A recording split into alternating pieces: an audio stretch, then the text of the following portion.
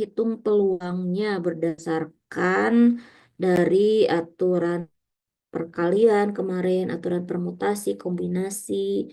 Bentar ya, saya share dulu filenya. Sebentar ya.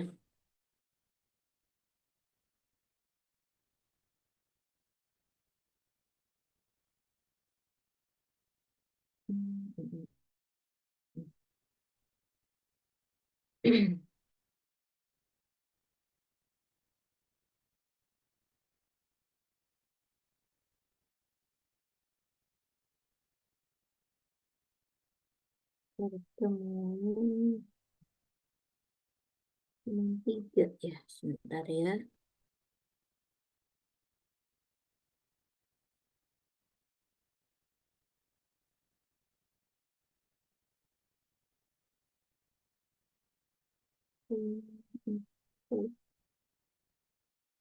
Pertemuan tiga ya. Pertemuan tiga.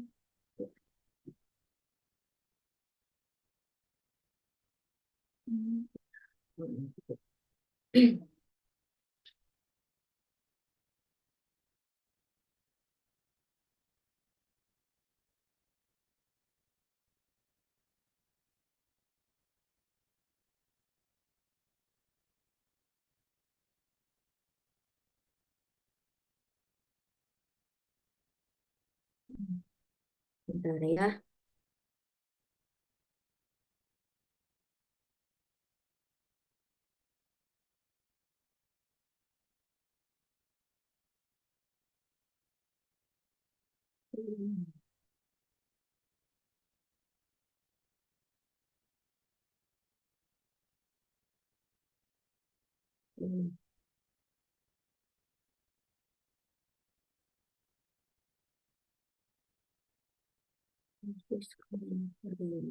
Kombinasi, kombinasi, waduh, waduh, waduh, filenya hilang. Sebentar ya, saya cari dulu filenya nih, pertemuan tiga hilang.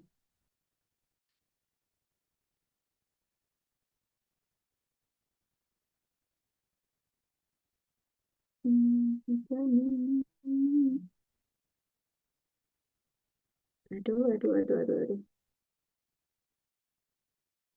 Aduh, Bapak Ibu.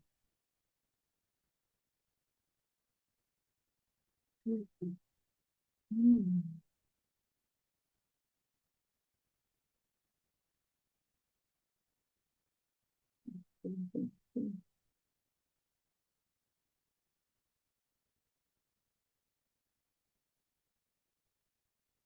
Bukan ini. Bentar ya Bapak Ibu, saya ini filenya.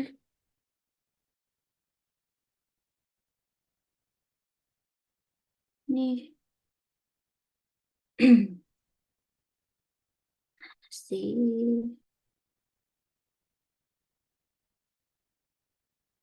Oh, ternyata ada di sini. Baiklah. Oh, ini. Kemarin tuh kan hanya 1 jam ya. Jadi pertemuan kemarin tuh harusnya untuk pertemuan pertama, kedua. Saya share screen dulu. Ya, sudah muncul ya. Apakah terlihat dengan jelas? Belum, Ibu. Sudah ada, sudah muncul belum? Ada, Ibu. Ya, oke. Ini kita pertemuan ketiga ya, tapi ini karena kemarin kan ada hanya 1 jam kemarin ya, harusnya ini di pertemuan kedua gitu ya. Nah, kemarin kita sudah mencari terkait dengan teknik membilang ya, melalui aturan perkalian, aturan penjumlahan, aturan perkalian, kemudian permutasi, kombinasi. Nah, nanti sekarang kita akan masuk kepada perhitungan peluang. Nah, tetapi ini mengingatkan kembali sebelum kita menghitung peluang, masuk ke perhitungan peluang, di perhitungan peluang itu di statistika matematika ada yang dinamakan ruang sampel ya, sehingga nanti kita bisa mencari atau menghitung kejadian gitu ya. Kalau ruang sampel di statistika matematika itu ya hampir sama dengan ruang sampel pada himpunan yang teman-teman pernah bahas di pengantar dasar matematika ya di semester 1 gitu. Nah, kalau di statistika matematika, ruang sampel ini berawal dari sebuah eksperimen ya. Ada yang namanya eksperimen acak. Nah, eksperimen acak ini adalah eksperimen yang jika diulang, maka masing-masing eksperimen akan memberikan hasil yang tidak sama ya. Sekalipun kondisi dari eksperimen yang lain itu sangat mendekati atau identik. Nah, kalau ada eksperimen acak berarti ada eksperimen tidak acak gitu ya. Kalau eksperimen tidak acak ini biasanya di bidang biologi misalnya kimia. Nah, eksperimen tidak acak itu hasilnya itu sudah ditentukan gitu. Hasilnya eh, sudah diperoleh gitu misal gitu ya di lab itu di lab kimia misal akan diuji suatu suatu zat dengan zat dengan apa namanya ingredientnya itu adalah zat A dan zat B misalnya akan diuji apakah zat A dan zat B ini akan diuji menghasilkan zat C gitu ya misal yang bahannya itu adalah dari zat A dan zat B. Nah, yang diuji itu adalah eh, harus terbentuk zat C ini dari persentase zat A berapa, zat B-nya berapa, sehingga fungsinya itu akan bisa bermanfaat, fungsinya itu muncul gitu. Nah, kalau eksperimen tidak acak seperti itu sudah ditentukan hasilnya gitu ya. Kalau eksperimen acak itu ada pengulangan. Jadi setiap kali diulang maka peluang peluangnya itu akan berbeda-beda gitu walaupun diulang beberapa kali. Nah, walaupun tadi sekalipun dari eksperimen yang satu dengan yang lainnya itu sangat mendekati, sangat identik gitu ya. Nah, kemudian ada istilah ruang sampel. Ruang sampel di sini, bila tadi kita melakukan sebuah eksperimen acak dalam hal ini ya, maka semua hasil yang mungkin diperoleh dari eksperimen tersebut itu dikatakan ruang sampel gitu. Jadi di statistika matematika nanti kita berbicaranya adalah terkait dengan eksperimen acak gitu ya. Nah, dari sebuah eksperimen acak ini eh, akan diperoleh ruang sampel. Ruang sampel ini adalah semua hasil yang mungkin diperoleh dari eksperimen tersebut. Nah, dari ruang sampel itu akan titik sampel. Jadi titik sampel ini adalah masing-masing hasil yang mungkin dari eksperimen gitu ya. Atau setiap anggota atau ini anggota dari sebuah ruang sampel yang dihasilkan dari suatu eksperimen acak gitu ya. Maka dikatakan titik sampel.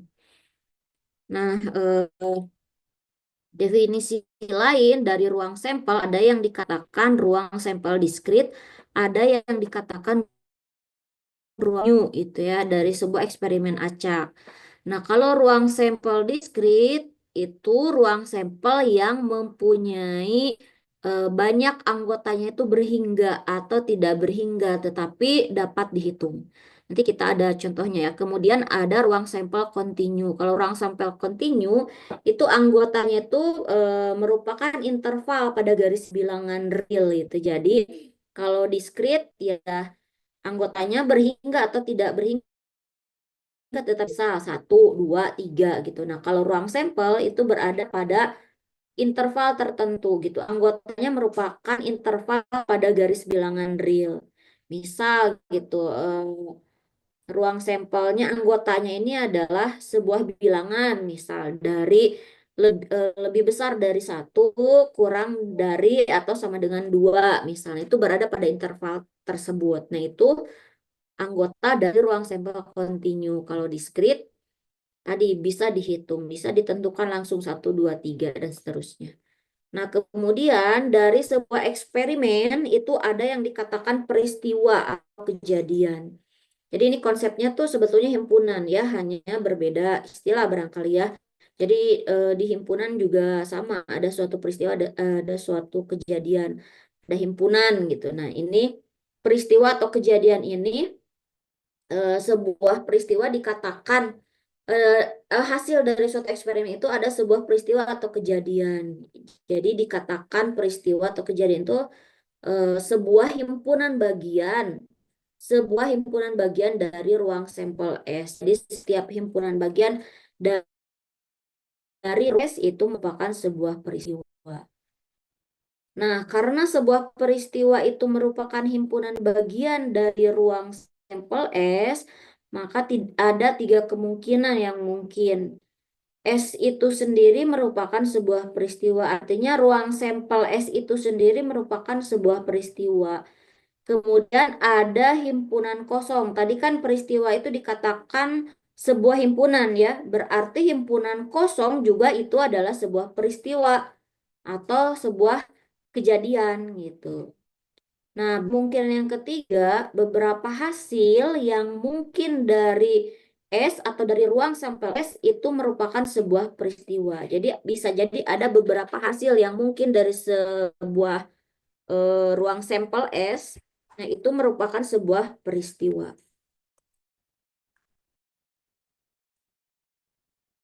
Nah, ini eh, beranjak ke konsep peluang dari sebuah eksperimen, kemudian dari eksperimen tersebut ada yang dikatakan ruang sampel dan ada titik-titik sampelnya ya, tadi ada anggota gitu, anggota sampel, kemudian dari ruang sampel S itu ada peristiwa atau kejadian yang merupakan himpunan bagian dari S ya. Nah, konsep peluang ini diperoleh dari misalkan ada S, tadi S ini ada suatu ruang sampel dari suatu eksperimen acak. Kemudian ruang sampel S ini memuat N titik sampel. Jadi anggotanya ada N, sebanyak N ya. Nah, jika kejadian A adalah himpunan bagian dari S, dari ruang sampel S, nah, sedemikian sehingga Na itu dikatakan banyaknya unsur dalam A. Jadi Na banyaknya unsur dalam A atau banyaknya anggota dari himpunan A. Maka peluang kejadian A adalah Na dibagi atau Na dibandingkan dengan Ns. Artinya ketika kita akan mencari sebuah peluang dari sebuah kejadian A, maka kita bandingkan banyaknya anggota dari A dibandingkan dengan banyaknya anggota dari sampel S. Ya. Nah, ada dalil-dalil dasar peluang jika S adalah ruang sampel dari suatu eksperimen acak dan A adalah kejadian di S. Ya, artinya A ini berarti sebuah peristiwa atau himpunan bagian. Kalau A adalah kejadian di S, berarti A ini adalah himpunan bagian dari S gitu ya. Jadi si A ini adalah subset dari S. Jadi konsepnya tetap, aduh, bentar.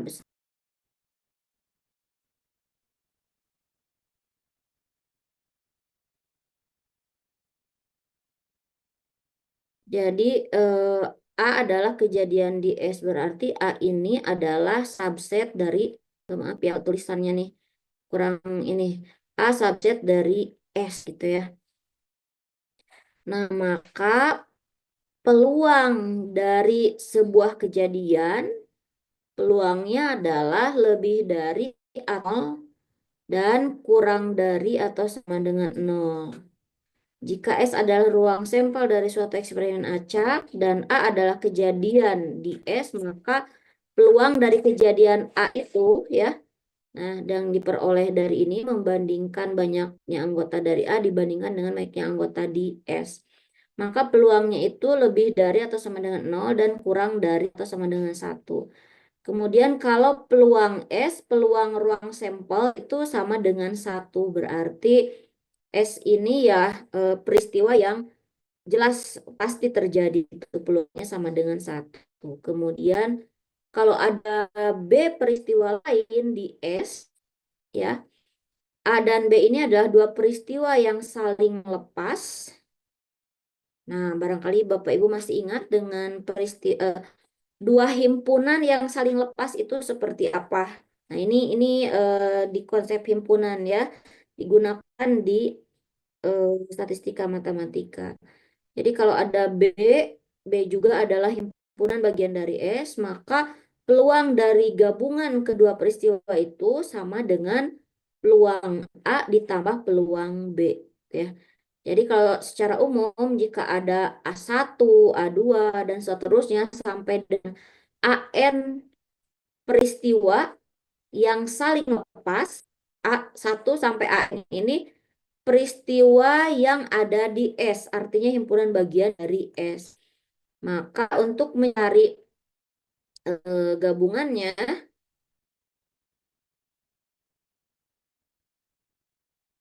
nah, artinya tidak ada irisan ya, A1 irisan A2, irisan A3 dan seterusnya itu sama dengan himpunan kosong gitu ya. Artinya tidak ada irisan, berarti kan saling lepas ya. Nah, maka peluang gabungan dari A1 digabung A2 digabung A3 dan seterusnya itu sama dengan sigma. Nah, kalau dua peristiwa kan tadi peluang A ditambah peluang B.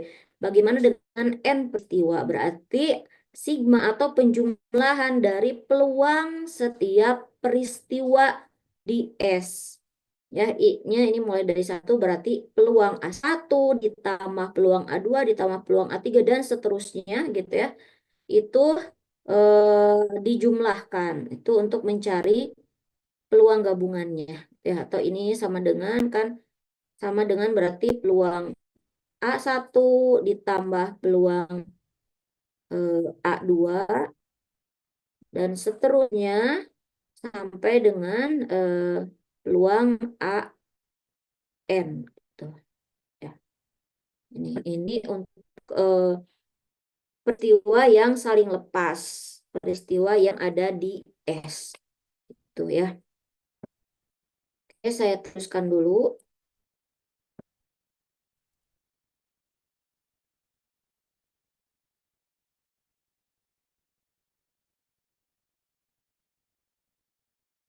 Nah, kemudian yang keempat, peluang A komplement. Masih ingat dengan komplement, teman-teman? Komplement itu apa? Jadi ketika ada himpunan A, misal A, B, C, ya ada ruang ada ada ruang sampel. Aduh, ini mengganggu. Ada ruang sampel S, ruang sampelnya itu adalah huruf alfabet misalnya, atau B, C, D, E, F aja lah. Ada ruang sampel A, B, C, D, E, F, kemudian ada A, B, C. Maka A komplement itu apa? Didefinisikan sebagai apa A komplement?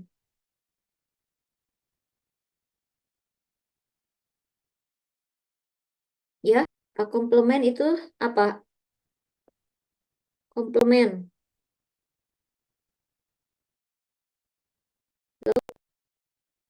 Ini langsung ke contoh nih, tidak ada definisinya. Maka A komplement apa? A komplement anggotanya apa saja? Himpunan A komplement berarti.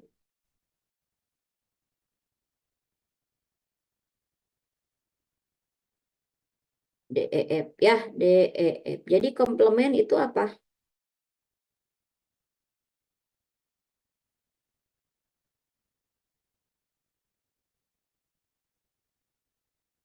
Jadi A komplement itu dia anggota dari S tetapi bukan anggota dari A ya, dikatakan komplement gitu. Jadi X ini adalah anggota dari ruang sampel S tetapi dia bukan anggota dari A. Nah, tadi di yang nomor sebelumnya, peluang A komplement itu sama dengan 1 dikurangi peluang A. Tadi dari yang sebelumnya diketahui bahwa peluang S itu berarti peluang ruang sampel atau kejadian yang pasti terjadi itu tadi kan sama dengan 1 gitu ya. Maka peluang A komplement itu adalah 1 dikurangi peluang A gitu. Jadi kalau peluang A ditambah peluang A komplement itu harus sama dengan 1. Kejadian A dengan A komplement itu kan dia saling lepas dengan A komplement gitu. Jadi kalau mencari eh, peluang A ditambah peluang A komplement itu sama dengan peluang S atau peluang gabungannya gitu ya. Nah, kemudian peluang himpunan kosong itu dengan 0. Himpunan kosong berarti kan tidak ada anggotanya, berarti himpunan kosong itu adalah suatu peristiwa yang tidak terjadi, tidak ada anggota ya. Kemudian jika ada B peristiwa lain di S dan ini adalah dia subset dari B, maka peluang A itu kurang dari atau sama dengan peluang B. Jika A dan B tidak saling lepas, maka peluang A gabung B-nya sama dengan peluang A di peluang B dikurangi irisannya. Kalau tadi saling lepas ya, saling lepas itu berarti tidak ada irisannya. Mungkin kalau di himpunan, teman-teman ingat ya, ada himpunan A, ada himpunan B yang merupakan himpunan ada S ya, ini himpunan A, ini himpunan B gitu ya. Nah, ini adalah ruang ini adalah S-nya ya, eh, ada suatu ruang sampel S, kemudian ada himpunan A yang merupakan himpunan bagian dari S ya. Nah, ini dikatakan saling lepas, tidak ada irisannya. Maka untuk mencari peluang gabungannya adalah dijumlahkan peluang A ditambah dengan peluang B gitu ya. Kalau misalkan tidak saling lepas, berarti ada anggota A yang juga menjadi anggota B gitu. Berarti ada irisannya kalau di diagram ya. Ini A, ini B gitu ya. Nah, ini adalah irisannya. Berarti untuk mencari peluang A gabung B ini, peluang A ditambah peluang B dikurangi irisannya ya, dikurangi irisan. Itu kalau tidak saling lepas. Kalau yang ini saling lepas ya. Nah, ada yang dikatakan frekuensi harapan dari suatu kejadian. Frekuensi harapan dari suatu kejadian itu merupakan banyaknya kejadian atau banyak peristiwa dikalikan dengan peluang kejadian tersebut. Misalkan pada kejadian A ya, ada peristiwa A yang dilakukan beberapa kali ya, ada N kali, maka frekuensi harapannya adalah banyaknya cobaan N dikali dengan peluang kejadian A tersebut. Itu frekuensi harapan dari sebuah kejadian. Tuh, oke, saya lanjut.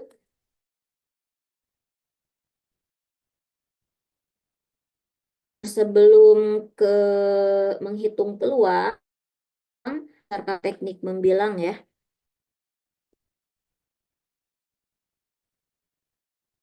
Sebelum ke sini berapa peluang? Oke, sebelum ke sini saya ingin eh, ini dulu terkait dengan tadi apa namanya ruang sampel kemudian kejadian. Sebentar ya.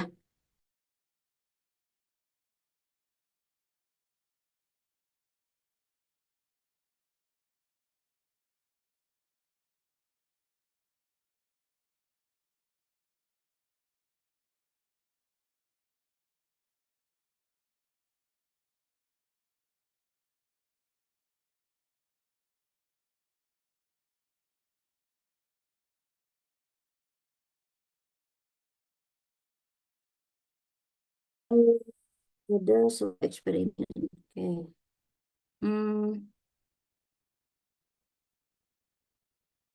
sebelum ke sini.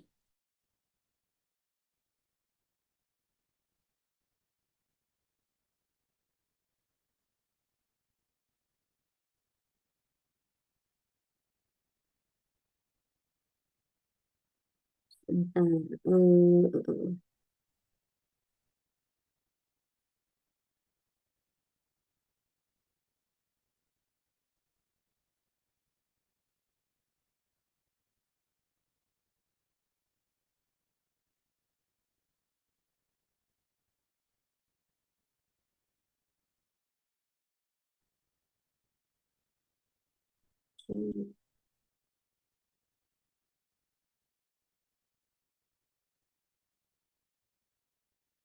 Ya, nah,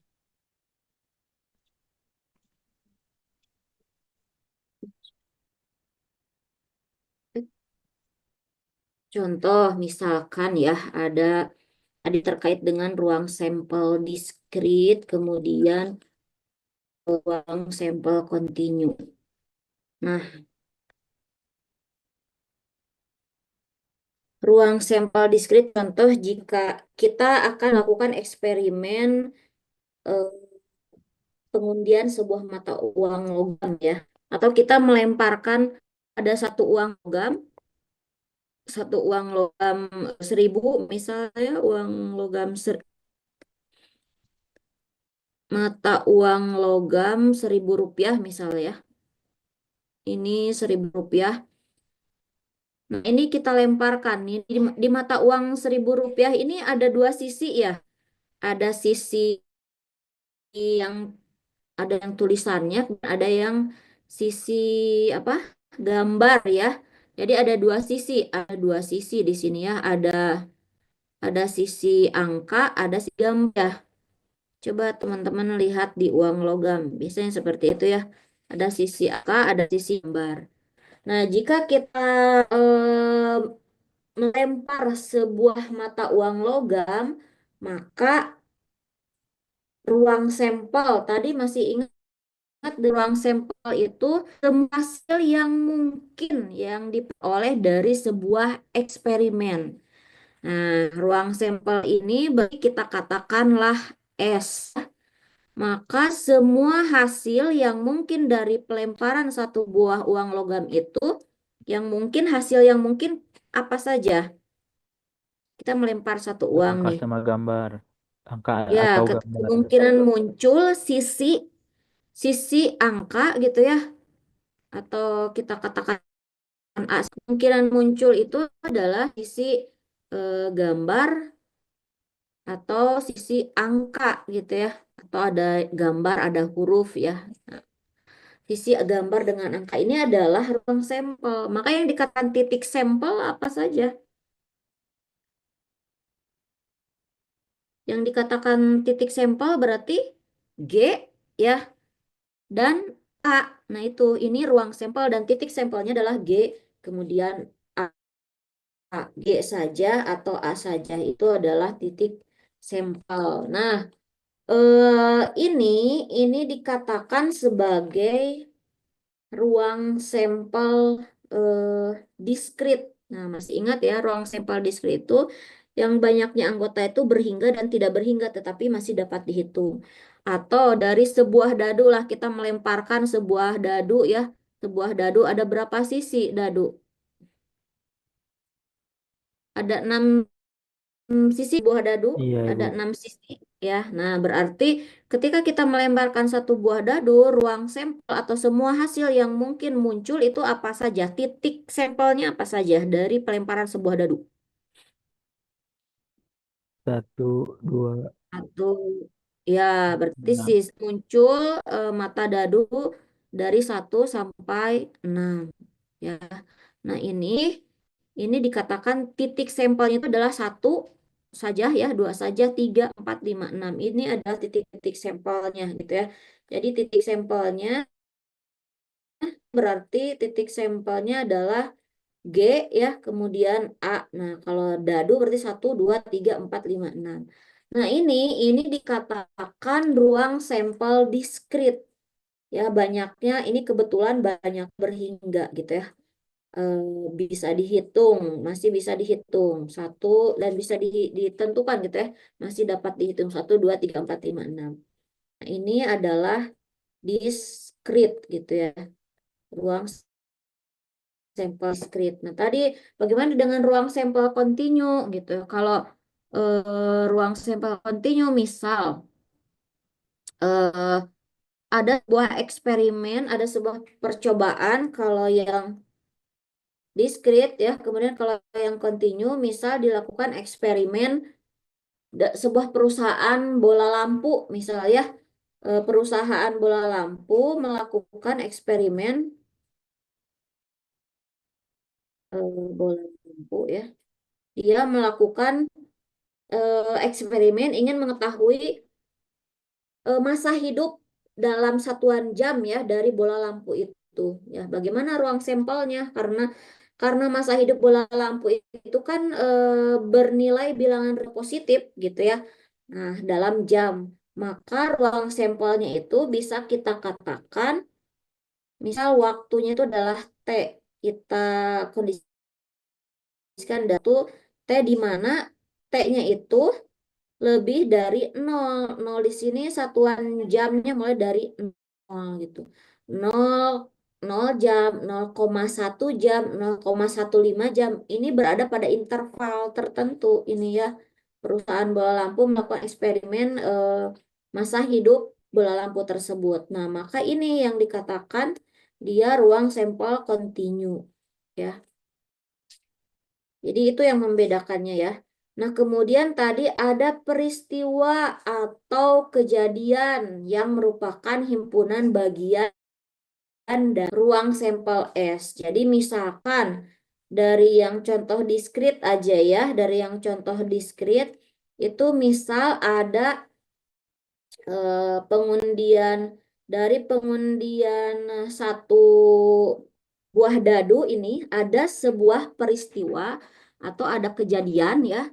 Kejadian ada kejadian ketika melempar sebuah dadu ada kejadian muncul muncul mata dadu genap atau ganjil misalnya, muncul mata dadu genap.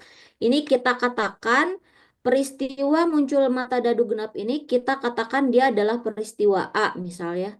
Nah, maka anggota sampel dari peristiwa A ini apa saja? Ya, 2, 4, 6 gitu ya. Kemudian ada kejadian lain. Kejadian lain itu adalah kejadian B misal. Kejadian muncul mata dadu ganjil misal ya. Nah, atau kita katakan dia kejadian B, maka titik sampelnya adalah 1, 3, 5. Ya, nah ini kan kita lihat kejadian A ini adalah himpunan bagian dari ruang sampel S ya. Jadi A ini adalah subset dari S, himpunan bagian dari S. B juga kejadian dari S. Nah, kalau kita lihat anggota dari A 2, 4, 6, B 1, 3, 5 tidak ada irisannya ya, maka bisa dikatakan kejadian A dan B ini adalah kejadian yang saling lepas, tidak ada irisannya.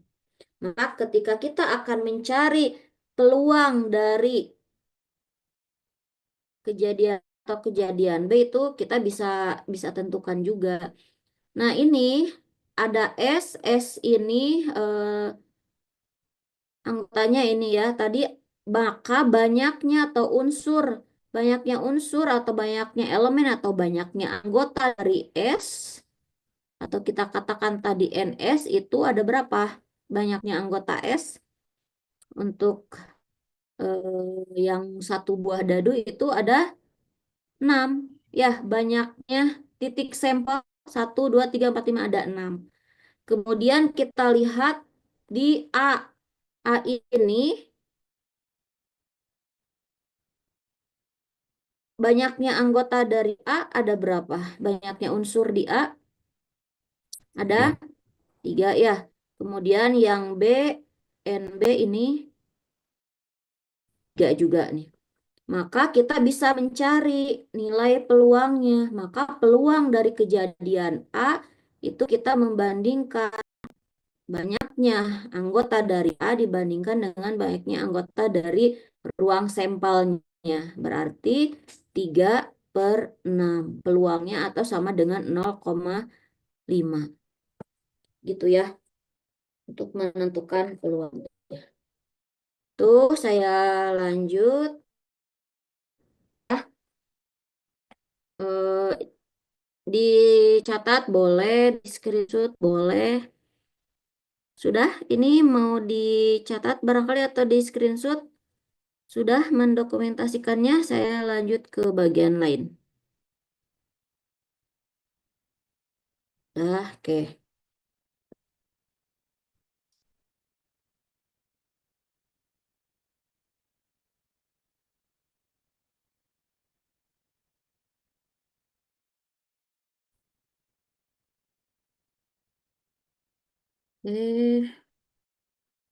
Peluang berdasar, ini kita mencari peluang, nilai peluang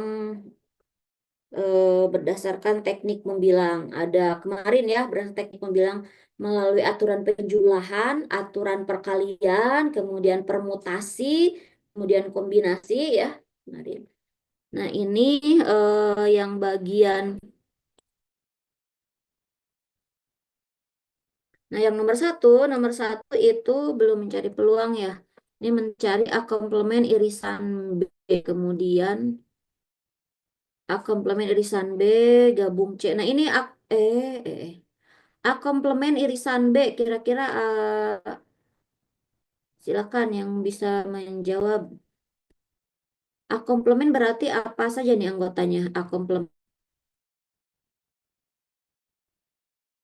berarti dua ya, dua, mm, 6, 8, 9. Nah, irisan B berarti anggota A komplement dan juga anggota B. Itu apa saja anggotanya? 6, kemudian 8, 9 ya. Oke, sekarang A komplement irisan B dan C. Tadi kita sudah punya A komplement irisan B. 6, 8, 9. Digabung dengan C. Berarti anggotanya 2. Kalau gabungan berarti anggota A komplement irisan B atau anggota C. Keduanya ya. 2, 4. Berapa lagi? 6, 6, 8, 9.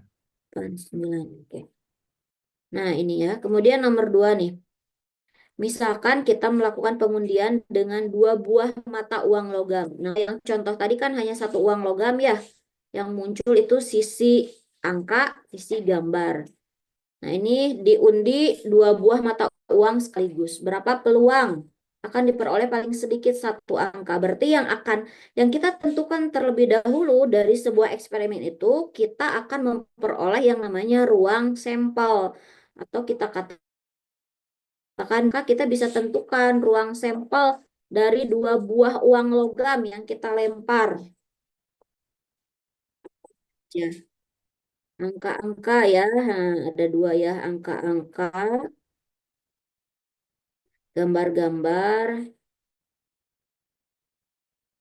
angka gambar, gambar, angka. Oke, berarti ini NS-nya ada berapa? Ada 4 ya. Nah, yang A, berapa peluang akan diperoleh paling sedikit satu angka?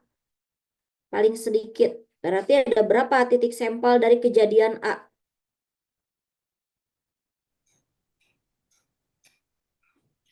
Ada 3. Apa saja? Angka-angka, angka gambar, gambar angka ya. Ya, berarti ada peluangnya 3/4. Nanti teman-teman bisa melengkapi lah ya di catatannya masing-masing. Kemudian ada kejadian B. Kejadian B tidak akan diperoleh angka. Berarti yang tidak. 1/4 karena hanya satu ya titik sampel. Berarti 1/4. Oke.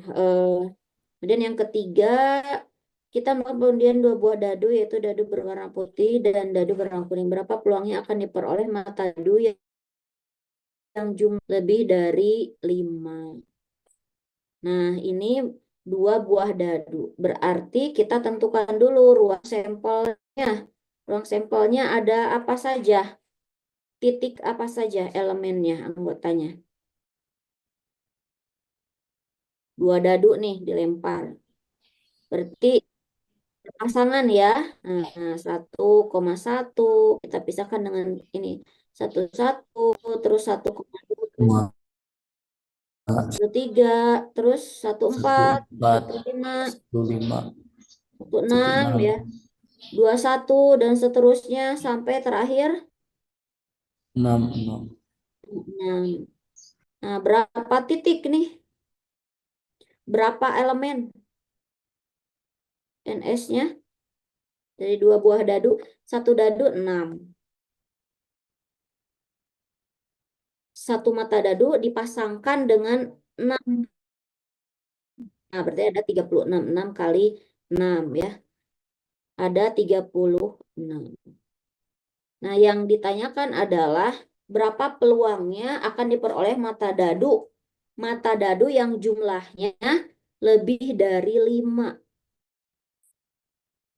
Mata dadu yang jumlahnya lebih dari 5. Jadi peristiwa muncul mata dadu yang jumlahnya lebih dari 5. Kita katakan dia peristiwa A lah ya, yang ini. Yang mata dadu dijumlahkan, mata dadu yang jumlahnya lebih dari 5. Kira-kira aja. Berapa?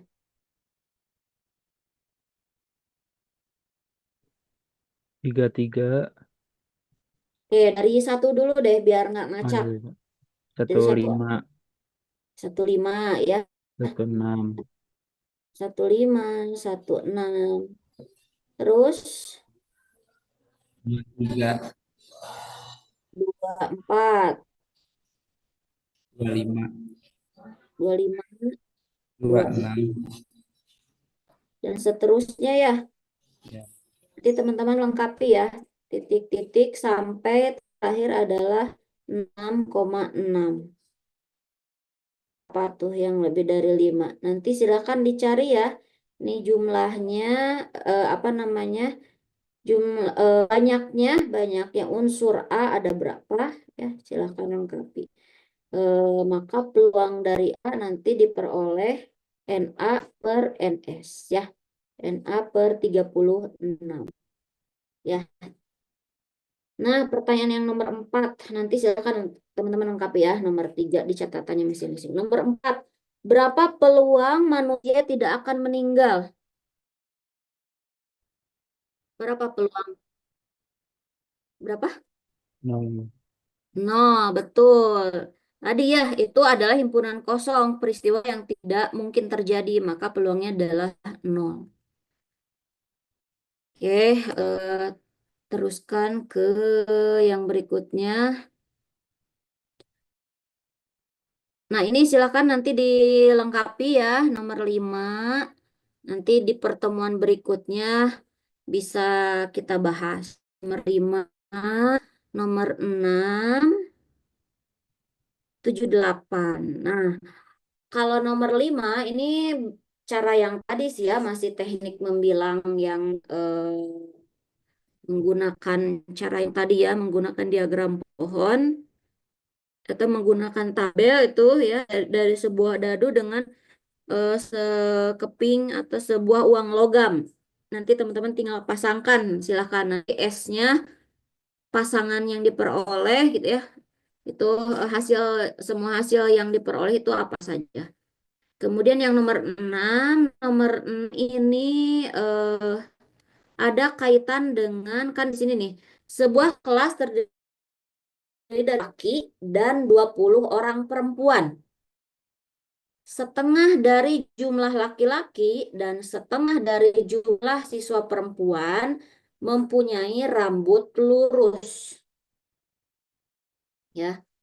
apabila seorang guru memanggil seorang siswa secara acak, maka berapa peluangnya bahwa siswa yang terpanggil itu ternyata siswa laki atau siswa yang mempunyai rambut lurus. Nah, kuncinya dari sini. Kita menentukan peristiwa atau kejadiannya dari soalnya. Kan ada peristiwa dipanggil siswa laki-laki atau siswa yang mempunyai rambut lurus. Di sini ada dua kejadian, ada beberapa peristiwa ya, ada siswa perempuan, kemudian ada yang siswa berambut lurus. Nah, itu yang berambut lurus itu bisa siswa laki-laki, bisa siswa perempuan gitu ya. Nah, ini ada kaitannya dengan peristiwa saling lepas, peristiwa tidak saling lepas. Nanti menggunakan dalil dari peluang tadi ya. Teman-teman bisa gunakan itu. Kemudian yang nomor 7, kantong berisi 7 kelereng merah dan 5 kelereng kuning. Dari kantong itu diambil 3 kelereng secara acak sekaligus. Berapa peluang terambil 2 kelereng merah dan 1 kelereng kuning. Nah, ini mencari, kalau tadi kita mencari ruang sampelnya atau mencari titik sampel dari sebuah peristiwanya, itu kan kita bisa langsung tentukan ya. Ketika melempar satu uang logam, oh ada angka, ada gambar, berarti ada sisi angka dan angka, ada angka dan gambar, ada gambar angka, ada gambar-gambar. Nah, kalau yang nomor 7 ini teman-teman sudah menggunakan teknik membilang, menggunakan apakah ini permutasi atau kombinasi gitu ya, untuk mencari banyaknya unsur di peristiwa yang mau kita cari. Di peristiwa terambil 2 kelereng merah dan 1 kelereng kuning. Apakah pakai permutasi atau kombinasi? Nah, untuk menentukan banyaknya anggotanya ya. Nomor 7, silahkan. Itu sudah ada contoh di pertemuan sebelumnya. Kalau ada seperti ini kan ketika kita mengambil kelereng merah, urutannya tidak diperhatikan ya. Apakah itu merah 1, merah 2, atau ini ada 7 kelereng merahnya, atau kelereng yang nomor 7 kan tidak diperhatikan. Berarti kita pakai aturan yang mana? Aturan permutasi atau kombinasi? Kira-kira nomor 7. Kayak apa? Pakai kombinasi ya, tidak diperhatikan urutannya. Nomor 7 nanti teman-teman mencari NA-nya itu menggunakan kombinasi. Mencari NS-nya menggunakan kombinasi. Ya, kombinasi dari berapa yang merah diambil berapa, kombinasi yang kuning berapa diambil berapa. Dan ingat kan yang ditanyakan berapa peluang terambil 2 kelereng merah dan 1 kelereng kuning. Kombinasi dari yang kelereng merah diambil berapa dikalikan dengan yang kuning. Itulah ya. Jangan lupa untuk NS-nya. Nomor 8. Nah, ini juga nomor 8 ditanya frekuensi harapannya. Itu ya, teman-teman, silakan nanti dilengkapi untuk eh, apa soal ininya ya di catatan masing-masing. Gitu saja barangkali ya, waktu kita tidak ada 1 jam. Silakan ada yang mau ditanyakan terlebih dahulu atau dikonfirmasi. Ibu Gaitsa barusan hadir, tapi waktu di absen, laptopnya tiba-tiba nge-freeze, Ibu. Oke, nggak apa-apa. Oke, ya. Oke, yang lain ada yang mau ditanyakan atau dikonfirmasi? Kalau Haifa udah masuk, Haifa. RPL tadi 1 orang lagi siapa? Haifa ya? Iya Ibu Haifah itu udah ada. Tapi Haifah tadi ada? ada cuman jaringannya agak bermasalah. Oke. Baik. Terus tadi Deden ada nggak Deden?